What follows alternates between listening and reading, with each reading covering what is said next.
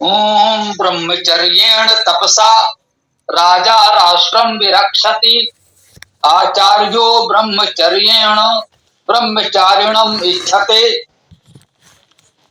देखिए कितना सुंदर मंत्र है। बहुत सरलता से बहुत से प्रश्नों का समाधान कर देता। इस विषय में जो प्रश्न इस समय सामान्यता उठ रहे हैं, जानकारी न होने के कारण, जिनको ठीक जानकारी किसी कारण से नहीं है, उनके मन में कुछ प्रश्न उठते हैं और उनका समाधान इस मंत्र में बहुत सरलता से होगा। कह रहे हैं ब्रह्मचर्येण तपसा, दोनों में तृतीया विभक्तिकरण कारक एक वचन है। ब्रह्मचर्येण का अर्थ है ब्रह्मचर्य द्वारा, तपसा तप द्वारा। तो अर्थ हुआ ब्रह्मचर्य द्वारा, तप द्वारा, ऐसा अर्थ कर सकते हैं। या संस्कृत भाषा की जो परंपरा है, विभक्तियां सभी पदों में होती ही हैं, तो ऐसा अर्थ भी कर सकते हैं ब्रह्मचर्य तप द्वारा। ब्रह्मचर्य भी एक तप है, उस तप द्वारा तो भी मान लें। ब्रह्मचर्य द्वारा, तप द्वारा, ब्रह्मचर्य जैसे तप द्वारा राजा राष्ट्रम विरक्षति। राजा, राजा का शाब्दिक अर्थ है प्रकाशमान। राजदीप्तो धातु है, अर्थात राज धातु का अर्थ है दीप्त होना, प्रकाश होना। तो राजा का शाब्दिक अर्थ तो है प्रकाशमान।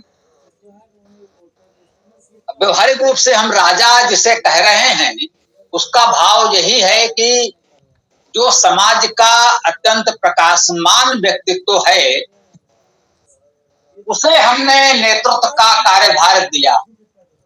समाज के संरक्षण संचालन का कार्यभार उस व्यक्ति को दिया है जो समाज की दृष्टि में सम्यक प्रकाशमान है, पर्याप्त प्रकाशमान है। तो राजा का शाब्दिक अर्थ तो प्रकाशमान ही है।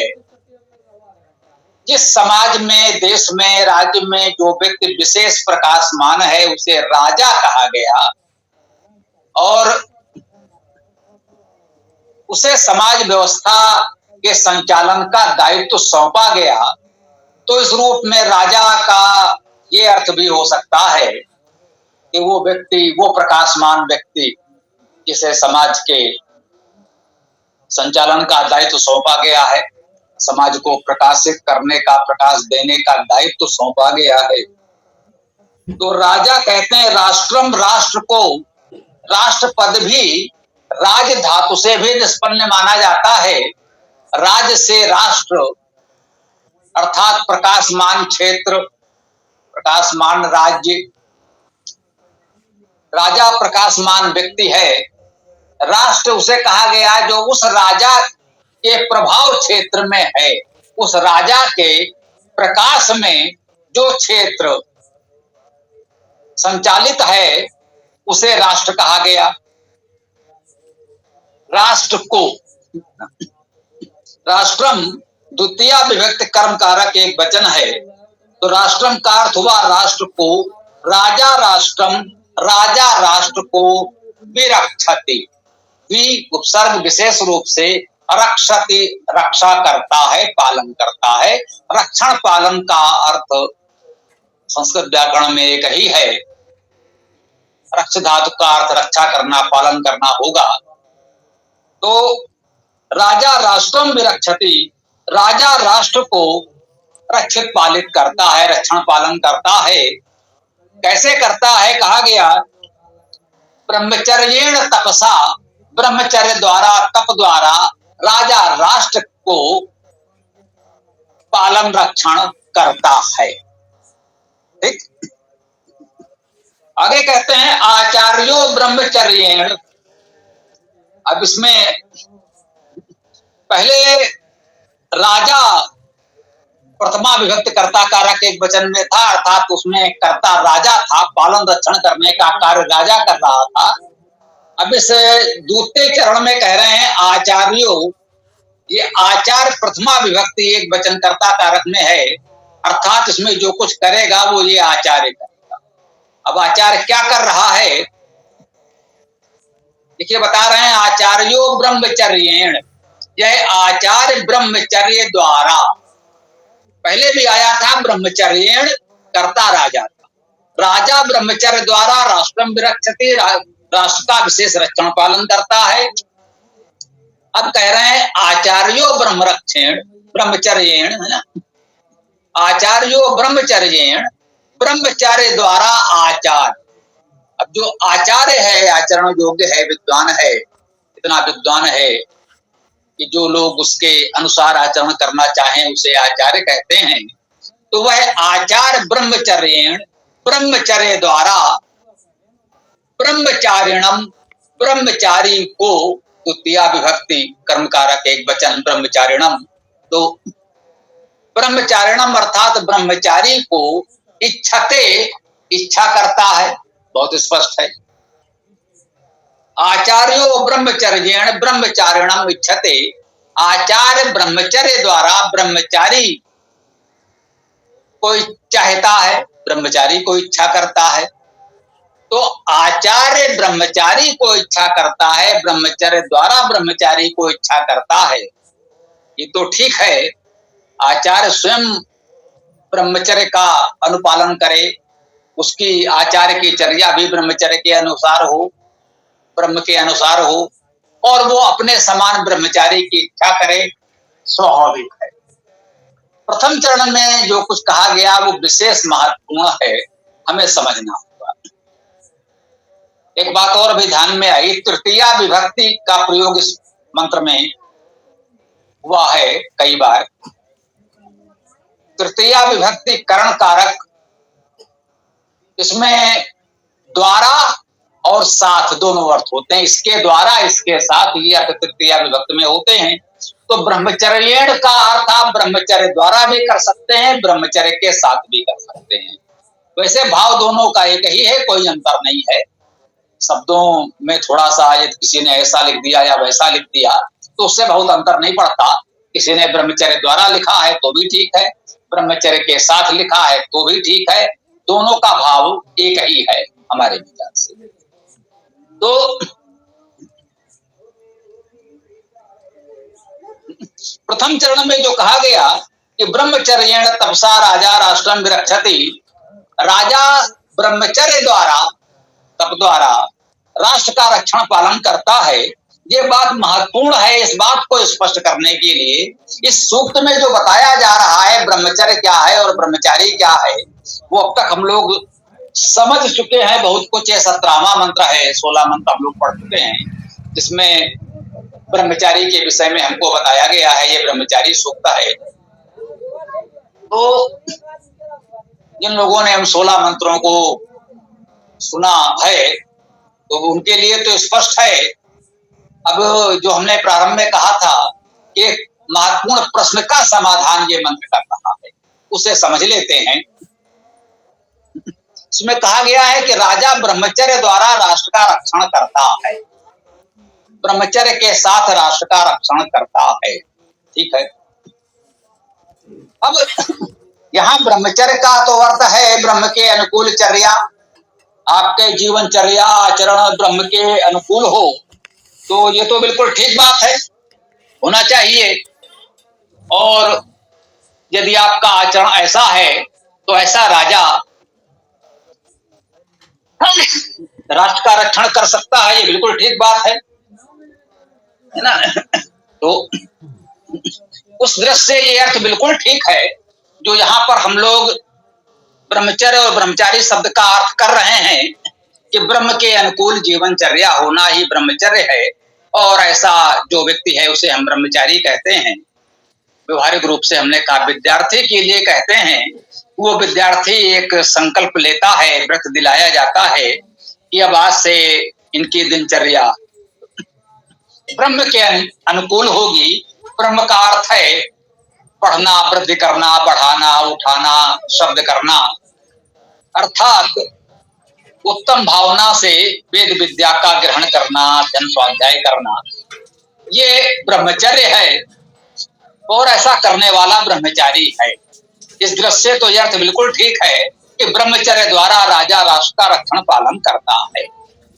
अब यदि ब्रह्मचर्य का प्रचलित अर्थ लें, जो इस समय किसी कारण से समाज में प्रचलित हो गया है, शाब्दिक अर्थ की दृष्टि से तो अनुचित है ही, कह सकते हैं कि एक रूढ़ के रूप में भावार्थ एक प्रचलित हो गया है। ब्रह्मचारी उनको कहा जा रहा है जो अविवाहित है।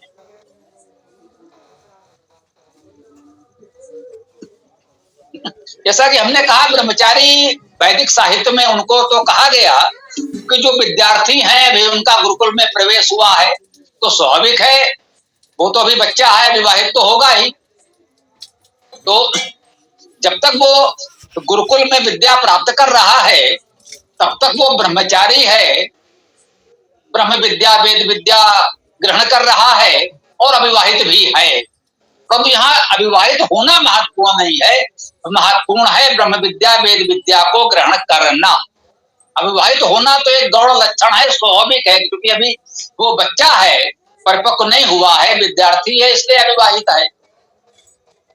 अब उसको कुछ लोग ऐसे निश्चित रूप से हुए जिनको उस ब्रह्म विद्या में इतनी लगन लगी कि कह सकते हैं कि उन्होंने अधिक समय लगा दिया उसी स्वाध्याय में, सांसारिक जीवन में प्रवेश शीघ्र नहीं हुआ, अधिक आयु तक भी वो विद्या अध्ययन नहीं करते रहे और अविवाहित भी रहे।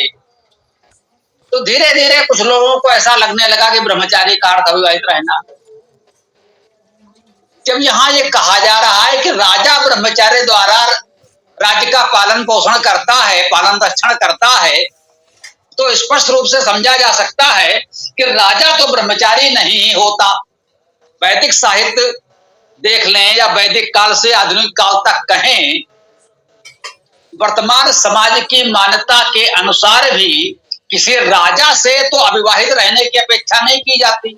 सामान्यतः राजाओं के अनेक रानियां रही हैं, सामान्यतः रही हैं, कुछ ही लोग हुए हैं ऐसे राजा जिनकी एक रानी रही हो, ऐसे महापुरुष बिरले हैं।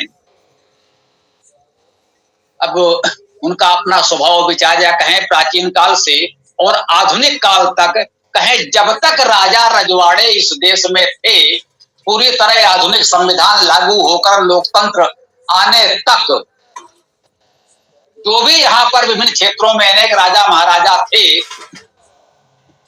उन सभी राजाओं महाराजाओं के अनेक रानियां होती ही थी।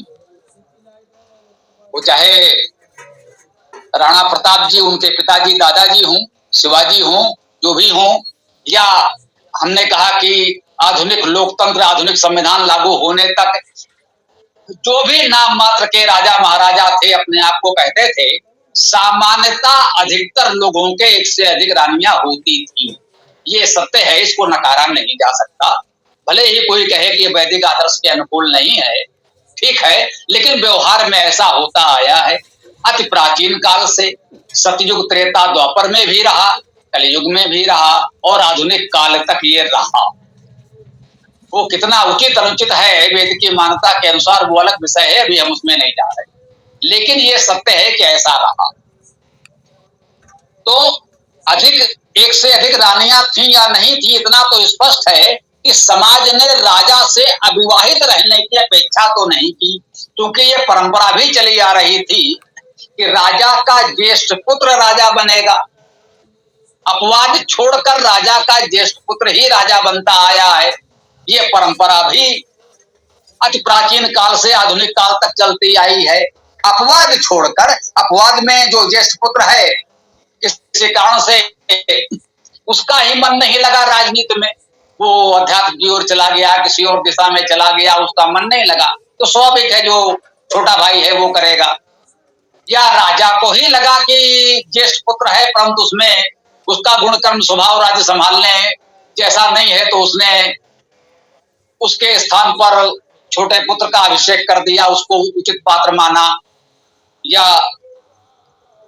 कुछ और जो भी विषय कारण रहे हो, लेकिन ये अपवाद है। सामान्यतः ज्येष्ठ पुत्र को राजा बनाया जाता रहा, ये परंपरा रही।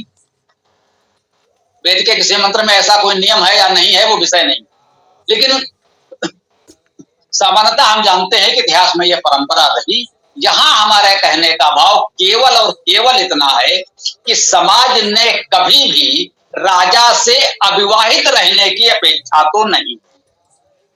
जब यहाँ कहा जा रहा है राजा ब्रह्मचर्येण राष्ट्रम विरक्षति, राजा ब्रह्मचर्य द्वारा ब्रह्मचर्य के साथ राष्ट्र का रक्षण पालन करता है, तो यहाँ ब्रह्मचर्य का अर्थ अविवाहित रहना तो हो ही नहीं सकता है।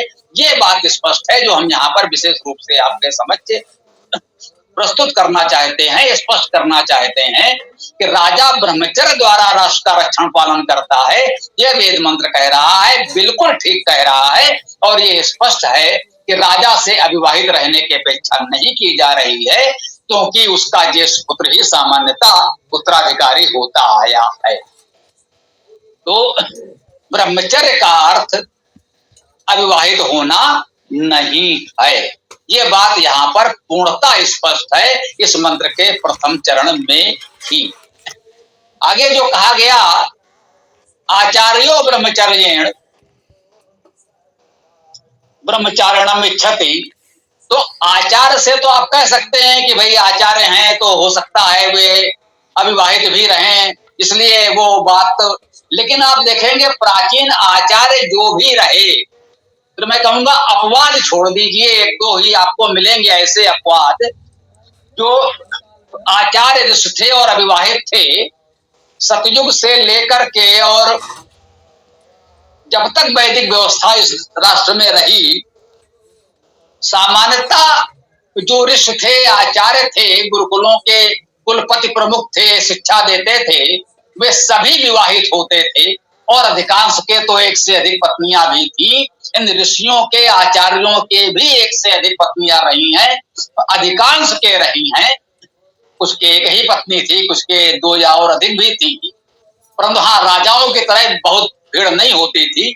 ये बात ठीक है, एक दो ही सामान्यतः वर्णन मिलता है, कहीं कहीं अपवाद स्वरूप अधिक हैं, लेकिन ऋषियों आचार्यों के दो पत्नियां होती थी, राजाओं के तो कितनी होती हैं उसकी कोई सीमा नहीं, प्राचीन से लेकर आधुनिक तक।